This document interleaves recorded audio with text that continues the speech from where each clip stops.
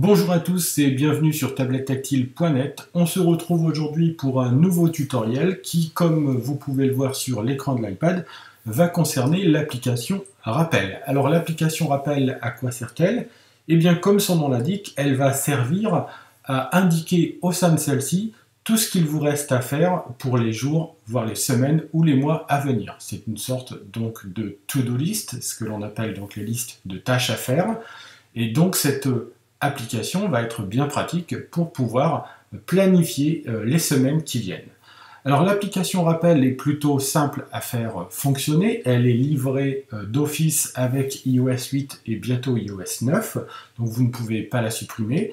Vous êtes nombreux à la laisser de côté et pourtant elle peut rendre bien des services. Alors on va la découvrir ensemble. Elle est composée de deux éléments. Sur le côté gauche, vous avez donc une petite colonne qui va permettre d'afficher toutes les listes dans lesquelles vous allez ajouter vos rappels. Et puis sur la colonne de droite, eh bien, vous avez le rappel en détail, donc l'intérieur de vos listes. Alors pour créer une liste, ce n'est pas bien compliqué, puisque si vous regardez bien sur la colonne de gauche, là où il y a donc toutes les listes, vous avez tout en bas « Ajouter une liste ». Donc ce que vous allez commencer à faire, c'est ajouter une liste. Donc vous pouvez nommer votre liste. Alors par exemple, je vais l'appeler liste tutoriel. Je vais y mettre un S. Vous pouvez donc choisir une couleur différente pour celle-ci. Et une fois que la chose est faite, eh bien, vous allez appuyer sur OK. Et vous voyez donc apparaître sur le côté gauche une nouvelle liste qui s'appelle tutoriel. Alors, on peut modifier l'ordonnancement des listes, voire même en supprimer une. Je vais par exemple remonter la liste tutoriel tout en haut.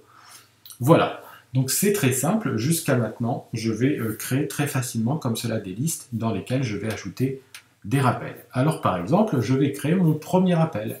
Par exemple, faire le tutoriel pour l'application Rappel.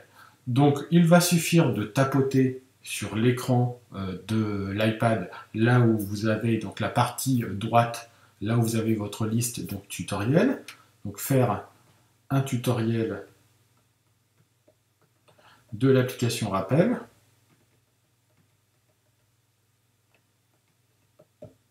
Voilà.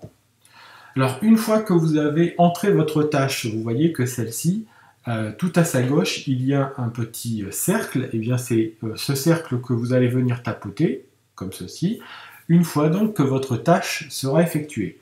Alors cette tâche, vous pouvez rentrer de nouveaux éléments, de nouveaux paramètres, afin qu'elle se rappelle à vous, soit à un moment donné, soit dans un lieu donné. Alors pour ceci, vous allez donc retapoter à nouveau sur votre tâche, vous voyez donc le clavier qui réapparaît, et puis donc tout au bout, à droite, vous avez un petit i dans un cercle. Vous allez tapoter sur celui-ci, et vous allez faire apparaître une nouvelle boîte de dialogue, dans lequel donc vont apparaître les détails de cette tâche. Alors vous avez bien entendu le titre, juste en dessous vous avez « Me le rappeler un certain jour », pour le moment c'est décoché, mais il suffira de le cocher, voilà, pour activer un jour de rappel. Alors par exemple, je vais faire en sorte que le rappel soit programmé pour demain.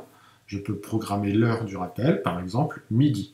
Je peux même mettre en place une récurrence, donc tant que je n'aurai pas effectué la tâche, la récurrence sera quotidienne. Tous les jours, on me rappellera de la faire. Je peux quand même mettre une fin de récurrence, par exemple le 14 septembre.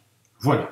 Donc, tous les jours, à partir de demain, à midi, le rappel donc apparaîtra, donc faire un tutoriel de l'application Rappel jusqu'au 14 septembre, donc jusqu'à ce que j'ai soit effectué la tâche, soit je suis arrivé à la date butoir de la fin de récurrence. Donc ça, c'est pour se faire rappeler la tâche un certain jour. Maintenant, je peux aussi me faire rappeler la tâche dans un certain lieu. Donc vous voyez, c'est la petite catégorie qui est juste en dessous et je vais l'activer. Alors bien entendu, il me reste à rentrer un lieu. Alors par exemple, ici, donc j'ai différents lieux qui se présentent à moi, donc des lieux que j'ai fréquentés ces derniers temps. Eh bien, je peux par exemple dire, eh bien voilà, à partir du moment où je serai arrivé à l'aéroport par exemple de Roissy, qui apparaît ici, eh bien la tâche donc se rappellera à moi. Alors ça peut être quand j'arrive ou quand je pars, l'idéal étant quand j'arrive. Alors cette fonctionnalité est très pratique, bien entendu, puisqu'elle va permettre une chose très simple, c'est que si donc le rappel est conditionné à un lieu bien précis, et bien dès que vous allez arriver dans ce lieu, dès que vous allez le quitter, le rappel va se présenter à vous. Et pour cela, bien entendu, l'application va utiliser les différents paramètres de votre iPad ou de votre iPhone, comme la géolocalisation. Alors bien entendu, c'est plus pratique sur un iPhone que sur un iPad, mais ça peut fonctionner sur un iPad, surtout si celui-ci est doté de la puce 4G. Donc voilà, j'ai ajouté un lieu, j'ai ajouté une date, je peux maintenant donner une priorité à ma tâche. Alors vous voyez tout en bas, donc là où c'est marqué priorité, eh bien j'ai 3 niveaux de priorité qui se présentent à moi en plus de aucune priorité, donc c'est-à-dire que tous les rappels sont sur le même pied d'égalité. Maintenant, si vous avez plusieurs rappels dans une même journée, eh bien vous pouvez donner un ordre d'importance à vos rappels, donc selon le nombre de points d'exclamation que vous allez choisir. Et puis, pour terminer, je peux aussi ajouter une petite note à mon rappel, c'est-à-dire un petit mémo que je vais attacher au rappel dans le cas où il y aurait une petite chose à savoir en plus.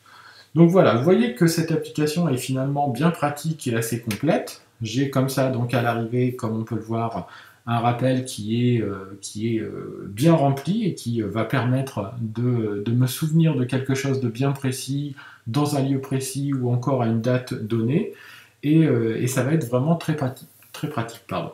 Vous pouvez donc, une fois que vous avez effectué la tâche, comme je l'ai montré tout à l'heure, donc tapoter sur le petit cercle qui est sur le côté gauche. Alors ici, pourquoi le petit cercle s'est désactivé? Eh bien pour une raison très simple, c'est que si vous vous souvenez bien, j'ai donné la tâche à faire pour demain.